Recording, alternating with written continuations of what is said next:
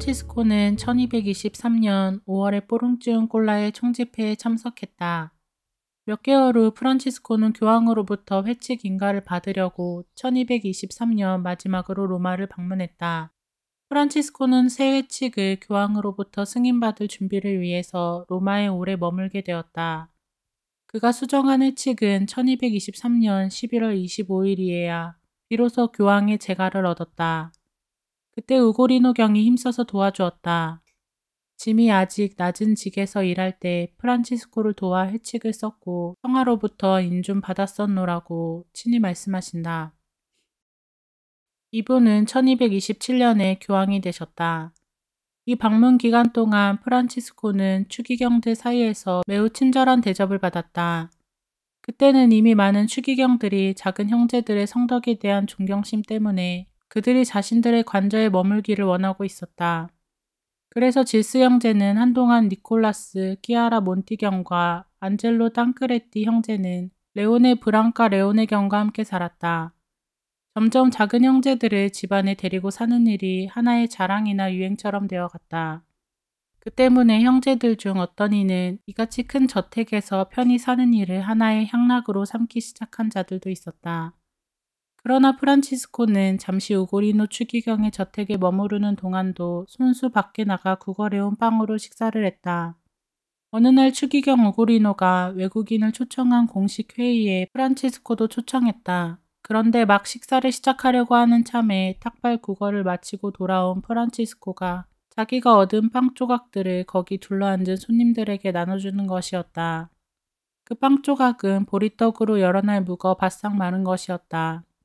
프란치스코는 무척 즐거운 표정이었지만 그날 손님들을 초대한 추기경은 그의 지나친 행동에 완전히 당황하여 얼굴이 붉어졌다.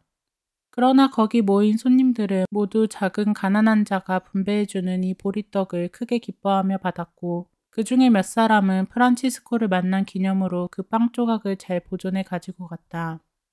식사가 끝나자 추기경은 프란치스코에게 말했다.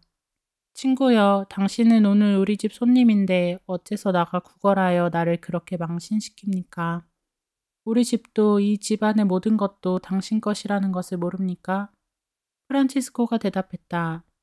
각하, 청빈보다 더 하느님을 기쁘시게 해드리는 것은 이 세상에 있을 수 없습니다. 인간을 위한 사랑 때문에 이 지상에 있는 동안 그렇게 가난하게 지내신 만물의 스승이신 예수님의 정신을 이 댁에서 존경하는 일은 각하를 망신시키기보다 도리어 명예로운 일이 아닐까요? 더구나 저는 우리 수도의 형제들 중에 현재도 그렇지만 앞으로도 국어를 멸시하는 형제들이 생겨날 것을 두려워하고 있습니다. 따라서 걸식 탁발 수행을 망신스럽고 부끄럽게 여기는 것은 이 세상에서도 오는 세상에서도 하느님 앞에 용서받을 수 없다는 사실을 내 행동으로 나타내지 않으면 안 됩니다.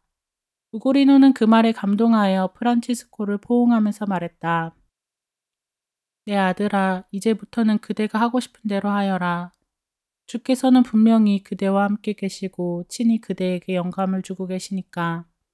그들이 로마에 더 이상 머물러 있을 이유가 없게 되자 프란치스코는 안젤로 탕그레디와 움브리아를 향해 출발하기로 했다. 그때 부탄카 레오네 추기경이 떠나기 전에 프란치스코가 자기 저택에 잠시 동안 머물기를 간절히 원했다. 그 관저에 머물고 있을 때 생긴 일이다. 추기경은 좀 떨어진 곳에 있는 탑을 형제들에게 제공했는데 추기경은 그곳을 은둔소라 불렀다. 그곳에서 첫밤을 지냈는데 마귀들이 몰려와서 프란치스코를 괴롭혔다. 이튿날 아침 프란치스코는 안젤로에게 이렇게 말했다. 마귀들이 왜 나를 괴롭히며 주님은 또 왜 나를 누를 힘을 마귀에게 주셨을까? 나는 이제 확고한 견해를 갖게 됐다. 나는 하느님의 은총을 저버린 적은 없다. 나는 내 잘못을 용서받지 않은 적이 없고 또 보속도 했다. 그렇지만 이런 벌을 내게 주시는 까닭은 내가 추기경의 친절한 호의를 받았기 때문일지도 모른다. 내가 이를 어쩔 수 없어 용납했지만 외국을 다니면서 굶주림과 여러 가지 난관에 봉착해 있는 형제들이 이 소문을 들을 것이다. 은둔소와 보잘것없이 작은 움막에서 사는 형제들 역시 이를 알게 될 것이다. 그래서 형제들은 나를 원망하면서 이렇게 말할 것이다. 그분은 편안하게 살고 있는데 우리는 이렇게 고생하는구나. 나는 형제들에게 좋은 표양을 보여야 하는데 내가 좁고 초라한 움막 속에 그들과 함께 살면 그들에게 큰 감화를 줄 수 있을 터이고 내가 그들보다 더 나은 것을 보지 않을 때에야 비로소 그들도 잘 참을 수 있을 것이오. 그날 프란치스코는 추기경과 그 탑에서 이별을 고했다.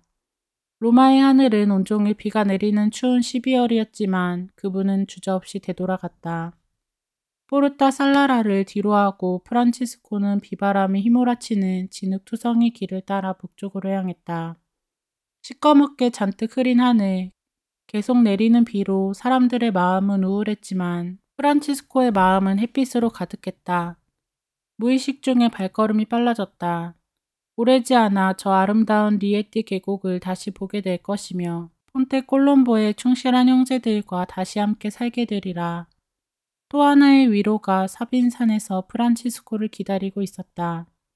성지를 순례하고 베들레헴을 방문한 후부터 프란치스코는 예수 성탄에 대한 특별한 신심을 갖게 되었다. 1223년 프란치스코는 세상에서 여태껏 볼 수 없던 방법으로 성탄 축일을 지냈다. 그분은 그레치오의 성주이며 자신의 좋은 친구이자 후견자인 요한 벨라따와 사귀고 있었다. 요한은 제3의 회원으로 프란치스코와 그의 형제들에게 그레치오 건너편 울창한 숲으로 둘러싸인 산을 기증하였다. 성탄 2주 전 프란치스코는 요한을 콜롬보로 불러 이렇게 말했다. 나는 거룩한 성탄 밤을 당신과 함께 축하드리고 싶습니다.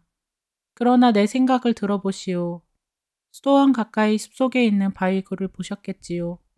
거기에 집을 가득 담은 구유를 마련해 주십시오. 꼭 베들레헴과 같이 소와 나귀들도 있어야 합니다.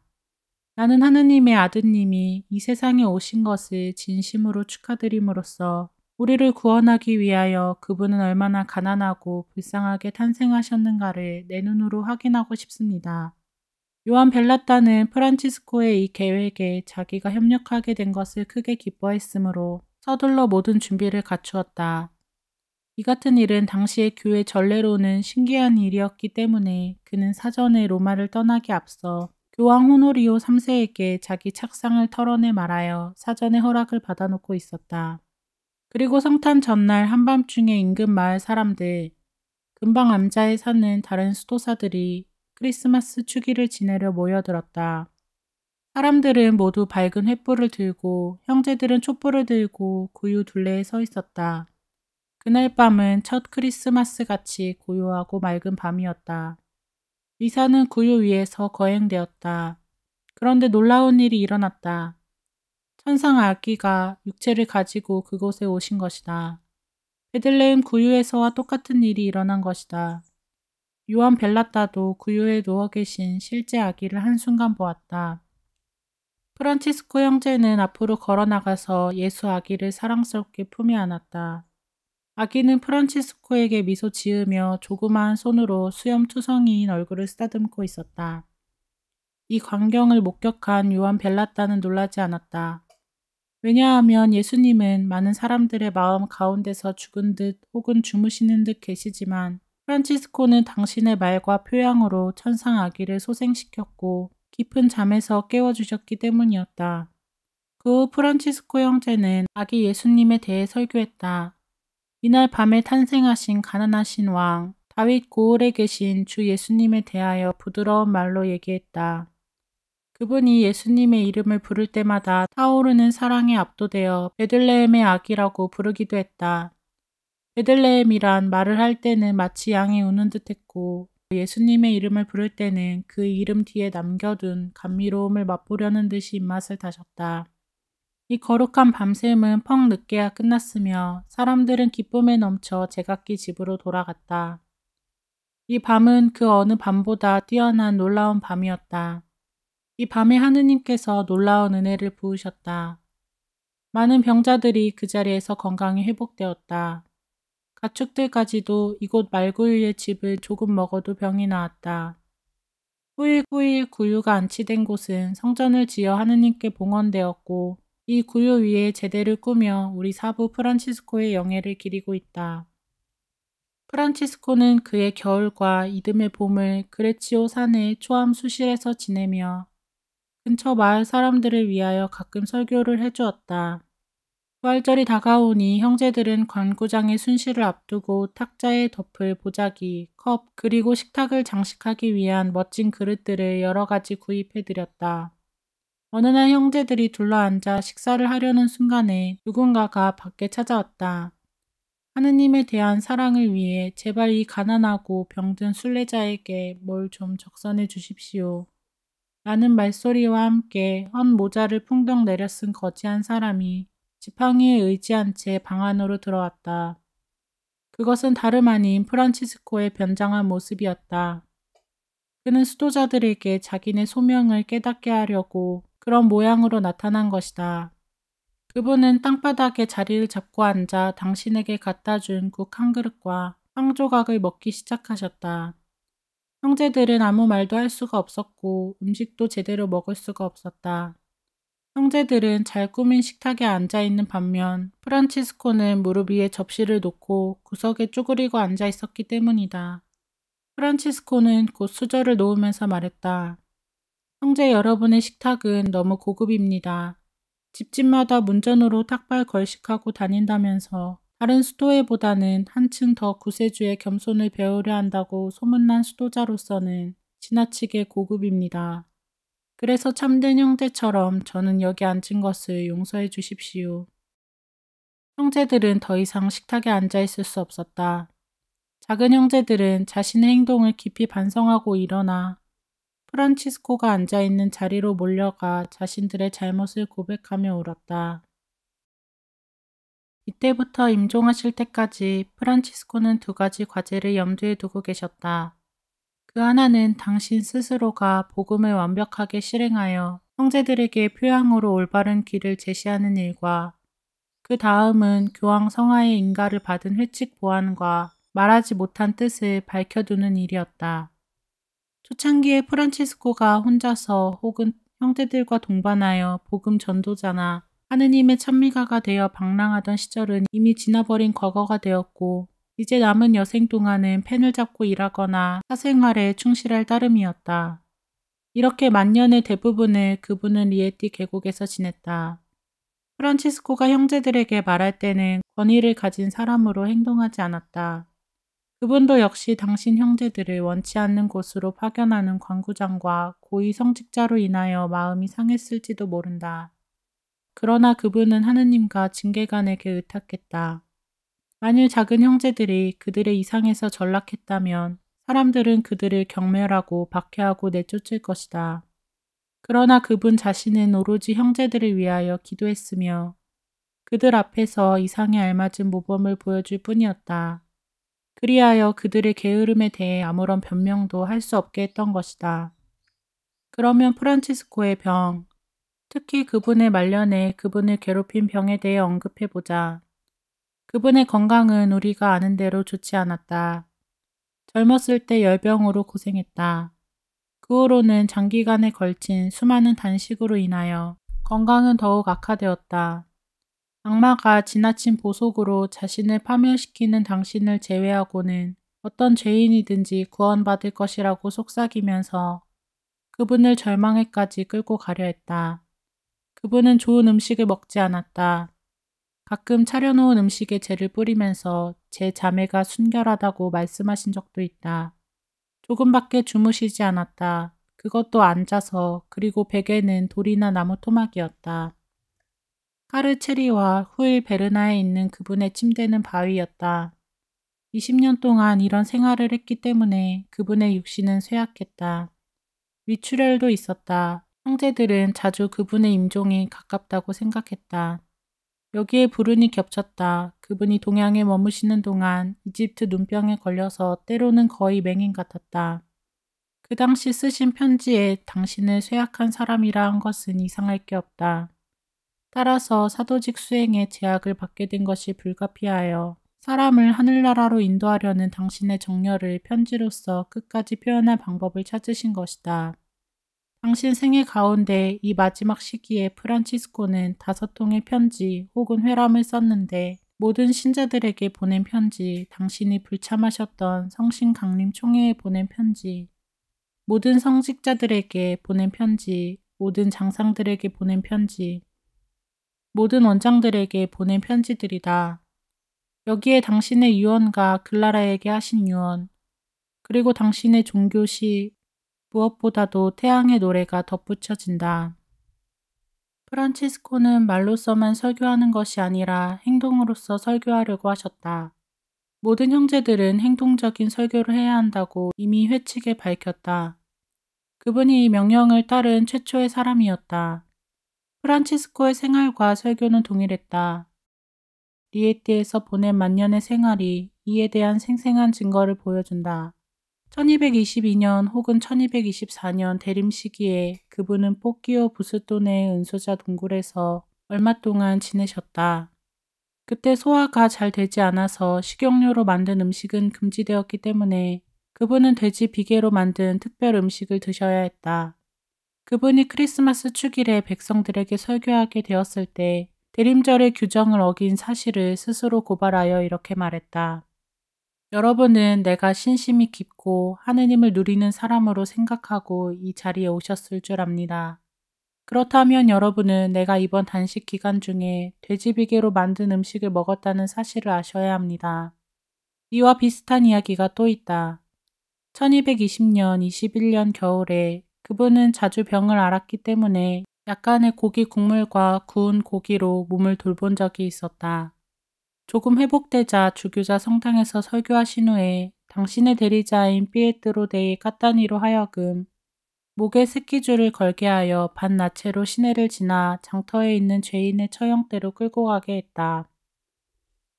그 다음 모여든 군중 앞에서 프란치스코는 당신의 탐닉을 공공연하게 고백했던 것이다.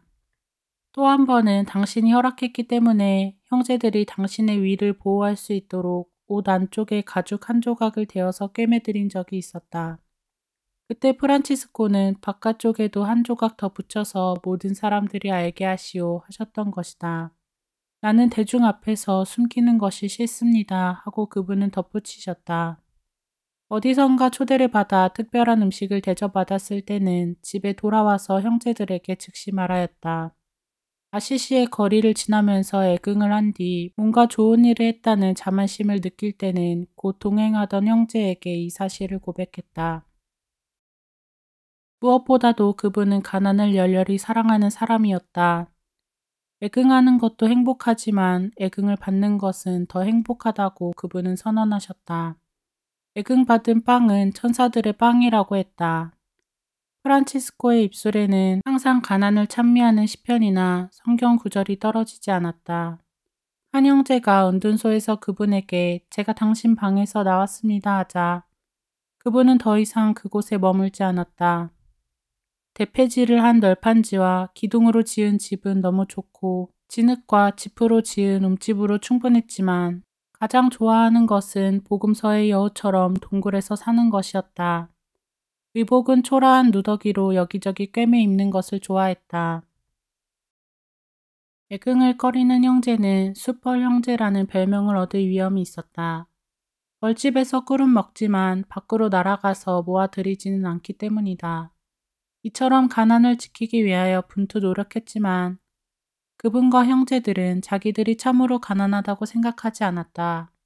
진짜 누더기를 걸친 거린을 만났을 때 그분은 우리는 스스로 부끄러울 뿐이요.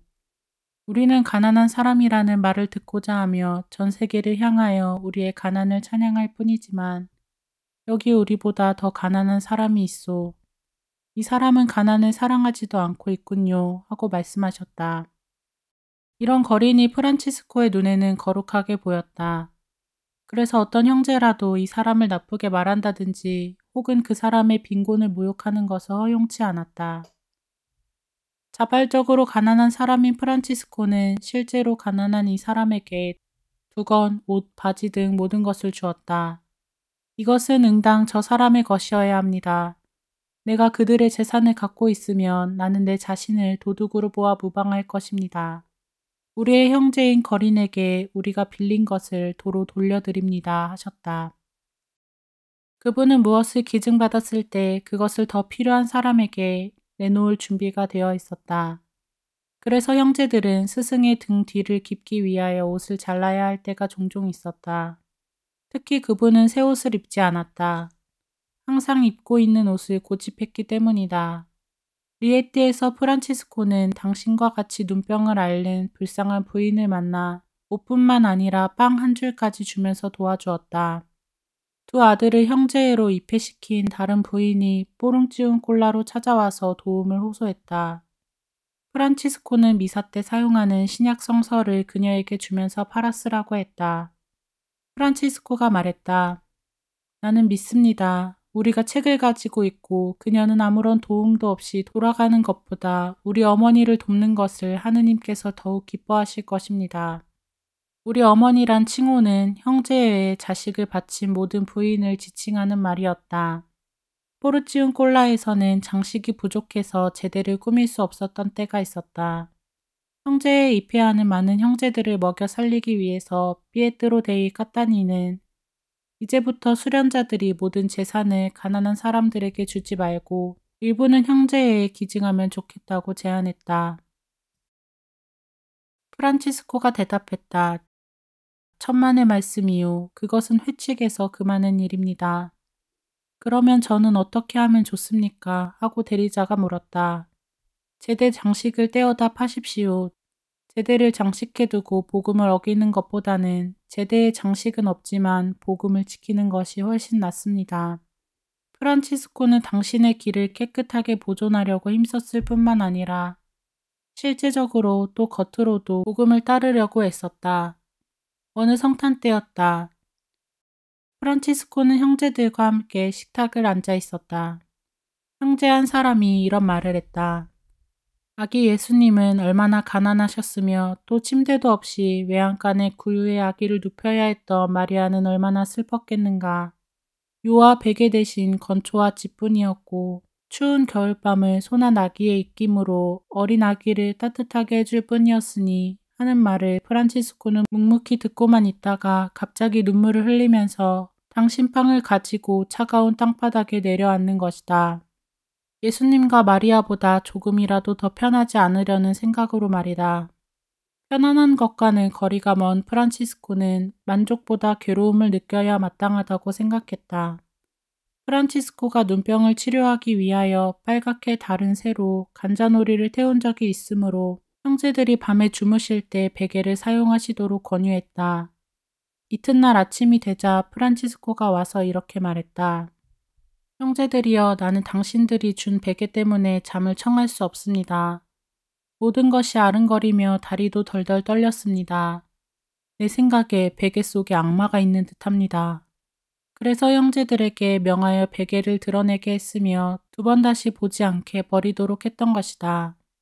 프란치스코가 암흑의 권세가 당신을 괴롭힌다는 사실을 믿었던 것은 이번이 처음이 아니다. 저녁에 그분이 텅 빈 성당이나 동굴에서 외롭게 기도를 드릴 때면 누군가가 당신 뒤에 서 있거나 빠르게 또는 살금살금 당신 주위를 돌고 있는 듯이 느꼈다고 한다. 때로는 징그러운 머리가 당신 어깨 뒤에서 넘겨다 보며 기도서를 같이 읽는 듯 느끼기도 했다. 기도서 앞에서 올빼미가 울 때면 악마가 당신을 비웃는 것 같았다. 가장 나쁜 것은 죽은 듯이 고요한 밤중에 그분의 귀에 들려오는 거의 알아들을 수 없는 속삭임이었다. 마치 밉살 맞고 심술궂은 입술에서 나오는 소리 같았다. 프란치스코, 다 소용없는 짓이야. 내가 하고 싶은 만큼 기도하고 간청해봐라. 어차피 넌 내 것이니까. 그래서 프란치스코는 자기의 영원한 생명을 위해 싸워야 했다. 아침이 되어 그분을 도와주려고 왔던 형제들은 탐욕스런 암흑의 권세와 싸워서 창백해지고 기진맥진해 있는 그분을 발견하곤 했다. 그런 밤을 지낸 후 한 번은 파치피코 형제에게 이렇게 말한 적이 있다. 나는 여태껏 살아왔던 사람 중에서도 가장 큰 죄인임을 알았습니다. 그러나 시의 왕 파치피코는 꿈속에서 천국의 문이 열리며 루치펠이 쫓겨난 그 옥자가 프란치스코의 깊은 겸손 때문에 바로 프란치스코를 위해 준비된 것임을 보았다고 한다.